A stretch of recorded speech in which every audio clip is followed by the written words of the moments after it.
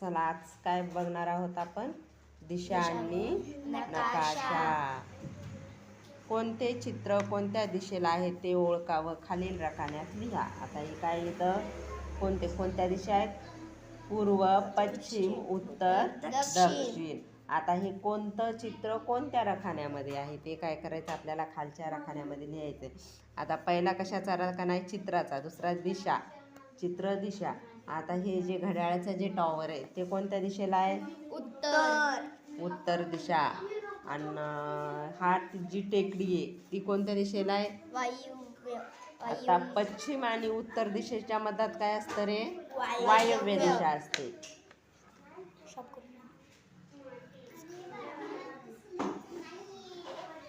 उत्तर. आता उत्तर आणि पश्चिम दिशेच्या मधात कोणती दिशा असते? वायव्य. मग टेकडी कोणत्या दिशेला आहे? वायव्य. आता झाड कोणत्या दिशेला आहे रे? पश्चिम. विहीर कोणत्या दिशेला आहे? नैऋत्य. कोणत्या दिशेला आहे? नैऋत्य रे, नैऋत्य. हा, नैऋत्य. कोणत्या दिशेला आहे? नैऋत्य दिशेला काय आहे? विहीर आहे. घर कोणत्या दिशेला आहे? दक्षिण. आणि हे विजेचा जो खांब आहे तो कोणत्या दिशेला आहे? हा खांब आग्नेय. आग्नेय.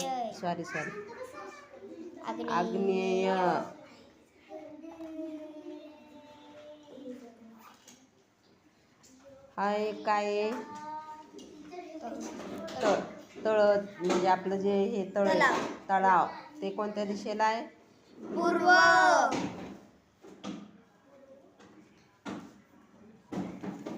गड कोणत्या दिशेला आहे? ईशान्य.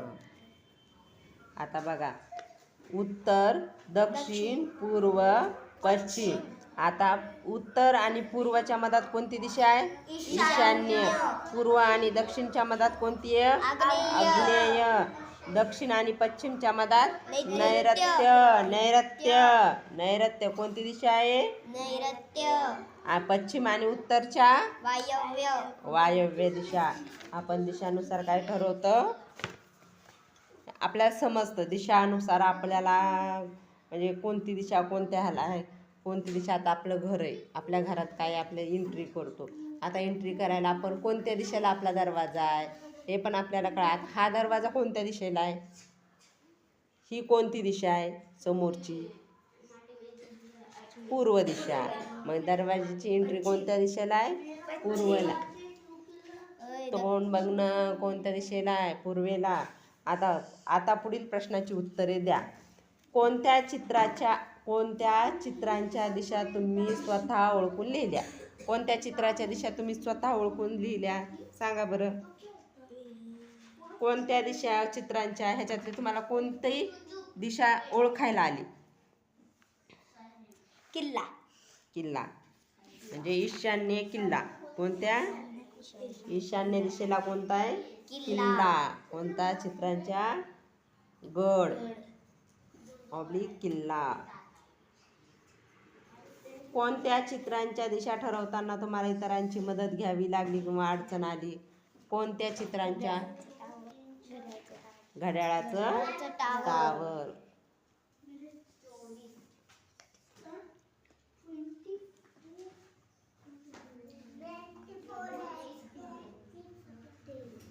मागील येथे तुम्ही शिकलेल्या मुख्य दिशा कोणत्या? पूर्व, पश्चिम, उत्तर, दक्षिण. पूर्व, पश्चिम, उत्तर, दक्षिण. Very good.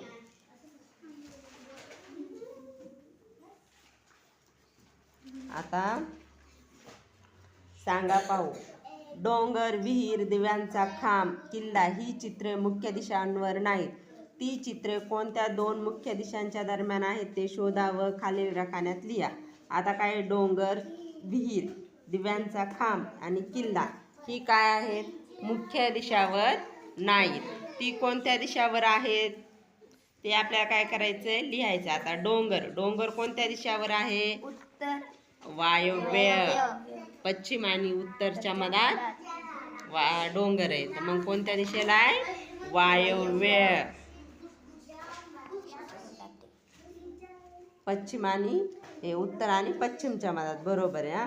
विहीर, विहीर कोणत्या दिशेत आहे? विहीर पश्चिम आणि दक्षिण. पश्चिम आणि दक्षिण म्हणजे नैऋत्य. पश्चिम आणि दक्षिण. पश्चिम आणि दक्षिण.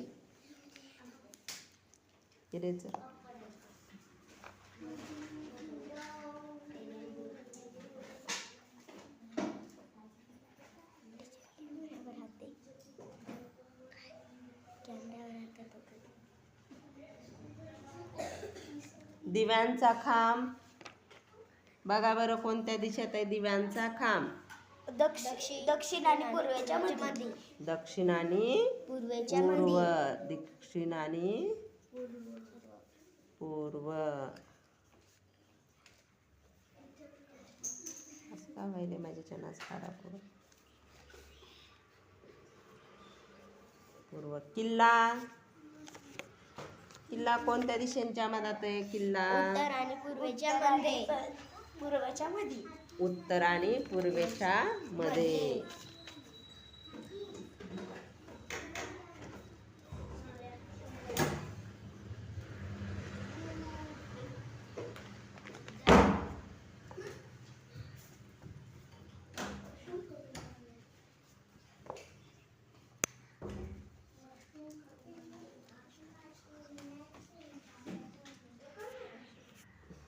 दोन मुख्य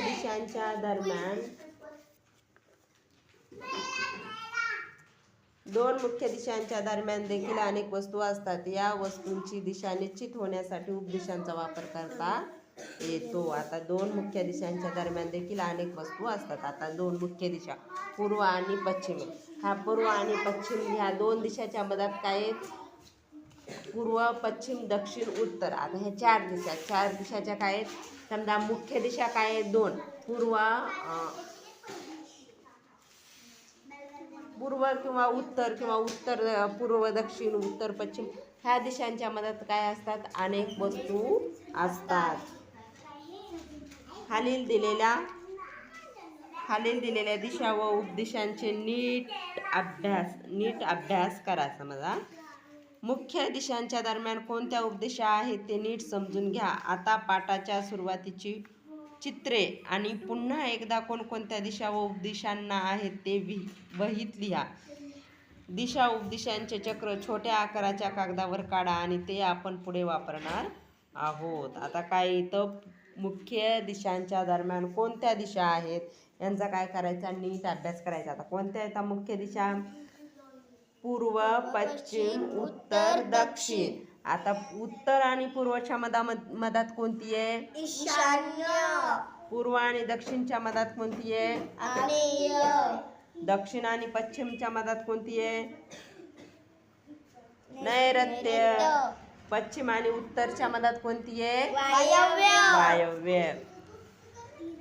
आता माहित आहे का तुम्हाला, दिशा ह्या नेहमी जमिनीला समांतर असतात, म्हणून नकाशा नेहमी स्थानिक दिशानुसार जमिनीवर ठेवावा. नंतर त्याचे वाचन केले तर ते अचूक होते. आता दिशा ह्या नेहमी कशा असतात?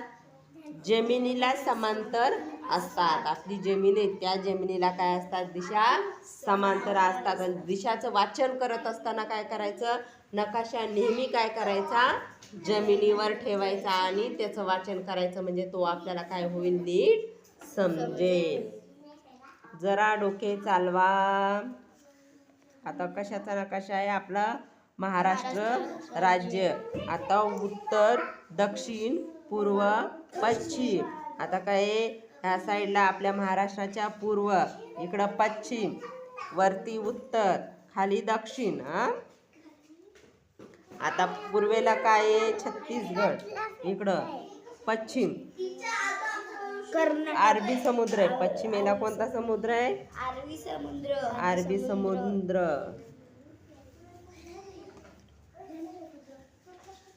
आता तुम्ही तयार केलेल्या दिशाचक्राचा वापर वरील नकाशासाठी नकाशासाठी करा.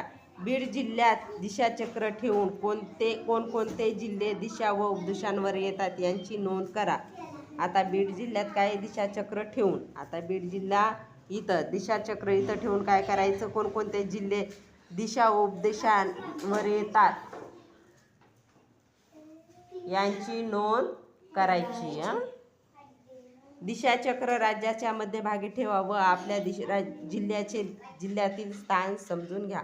असा दिशाचक्र काय करायचं, राज्याच्या मध्यभागी ठेवायचं आणि मध्यभागी ठेवून आपल्या जिल्ह्याचं स्थान काय करायचं, समजून घ्यायचं. आपला जिल्हा कोठे हे समजून घ्यायचं.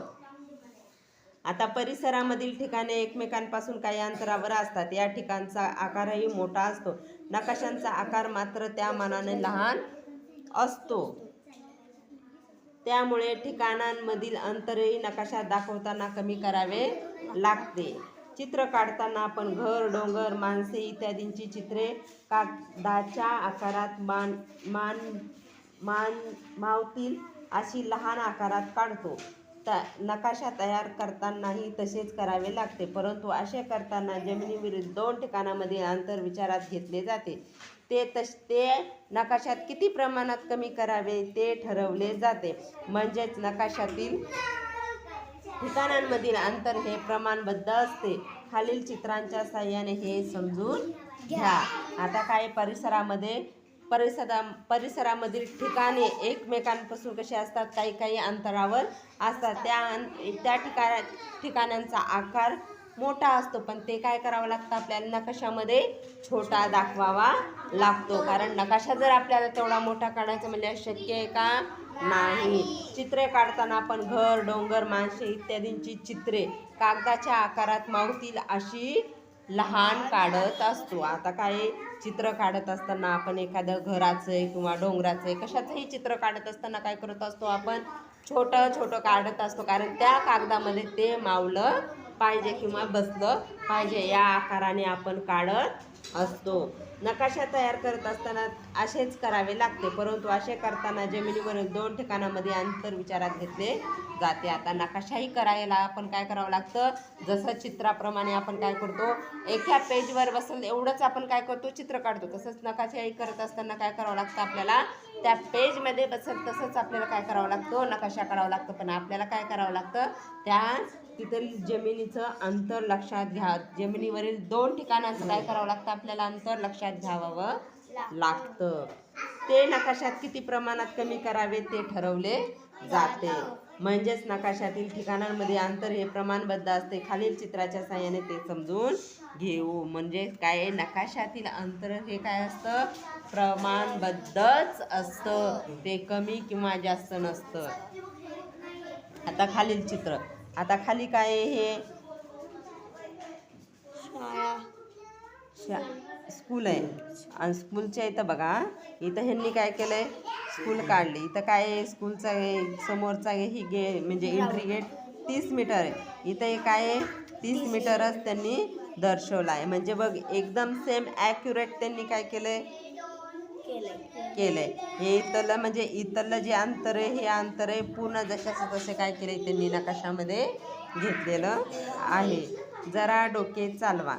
रशिका आणि रेश्मा यांच्या घरातील अंतर 10 किमी आहे. नकाशा काढण्यासाठीचे प्रमाण 1 सेंटीमीटर. 1 सेंटीमीटर बरोबर 1 किमी असे आहे.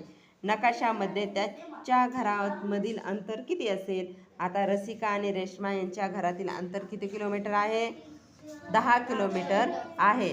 नकाशा काढण्यासाठी प्रमाण 1 सेंटीमीटर बरोबर 1 मीटर. 1 सेंटीमीटर बरोबर 1 किमी असं आहे. तर नकाशामध्ये त्यांच्या घरामधील अंतर किती असेल.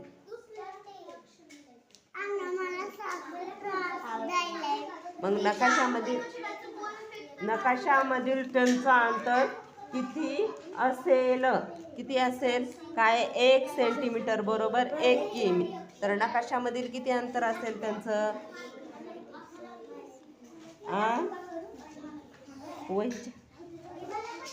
वहीच्या कागदावर फुटपट्टीच्या साहाय्याने अंतर काढू. आता आपण काय करू, वहीच्या आपण हे तुम्हाला मी प्रॅक्टिकलद्वारे समजून सांगते हां. नेहमी लक्षात ठेवा, दिशा व उपदिशा या माणसाने ठरवल्या आहेत. त्यासाठी त्याने निसर्गाची मदत घेतली आहे. सूर्य उगवणे मावळणे हा त्यांचा मुख्य आधार आहे. आता दिशा आणि उपदिशा ह्या कोणी ठरवलेल्या आहेत? मानवाने ठरवल्या आहेत. दिशा आणि उपदिशा ह्या कशावर अवलंबून आहेत? सूर्य उगवणे आणि मावळणे ह्याच्यावर आहेत.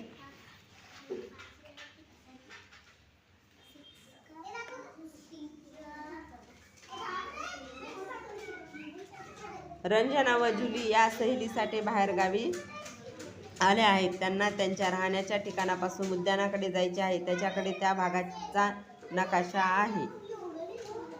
त्यांच्या राहण्याच्या ठिकाणापासून उद्यानापर्यंतचे अंतर काढायला त्यांना मदत करा. आता रंजना आणि जुली या सहलीसाठी बाहेरगावी गेलेल्या आहेत. त्यांच्या राहण्याच्या ठिकाणापासून उद्यानाकडे जायचं आहे. तर त्यांच्या भागाचा नकाशा त्यांच्याकडे त्या भागाचा नकाशा आहे. तर त्यांच्या राहण्याच्या ठिकाणापासून उद्यानापर्यंतचे अंतर काढायला त्यांना मदत करा. आता राहण्याच्या ठिकाणापासून त्यांना काय करायचं आहे? उद्यानापर्यंतच्या अंतरापर्यंत काय करायचं? आपल्याला मदत करायची आहे.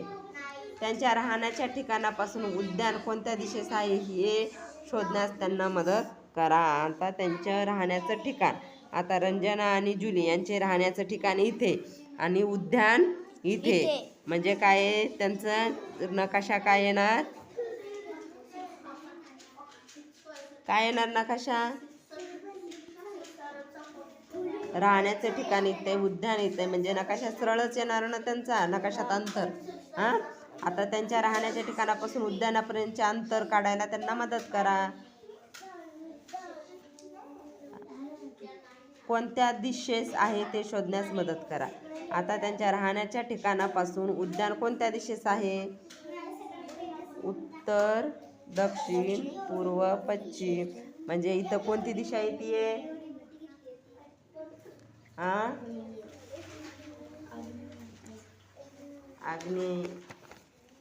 आग्नेय. Very good. आग्नेय दिशा. उद्यान कोणत्या दिशेला आहे? आणि ह्यांचं राहण्याचं ठिकाण कोणत्या दिशेला आहे? वायव्य. आग्नेय, वायव्य. कारण दोघंही काय कॉर्नरवरती आहेत.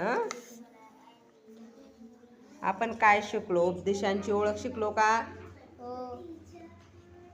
उपदेशांची ओळख, दिशाचक्र, नकाशाची प्रमाणबद्धता, नकाशातील अंतर व जमिनीवरील अंतर. आता काय इथं 1 सेंटीमीटर बरोबर किती आहे? आपल्याला काय काढायचं आहे? रसिकाच्या घराचं अंतर किती आहे? 10 किलोमीटर आहे. रसिकाच्या आणि रेश्मा यांच्या घरातील अंतर 10 किलोमीटर आहे. तर 1 सेंटीमीटर बरोबर किती आहे? 1 किमी. 1 सेंटीमीटर बरोबर 1 किमी.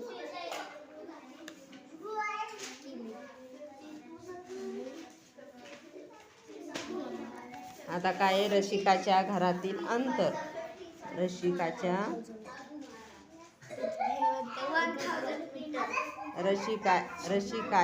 घरातील अंतर.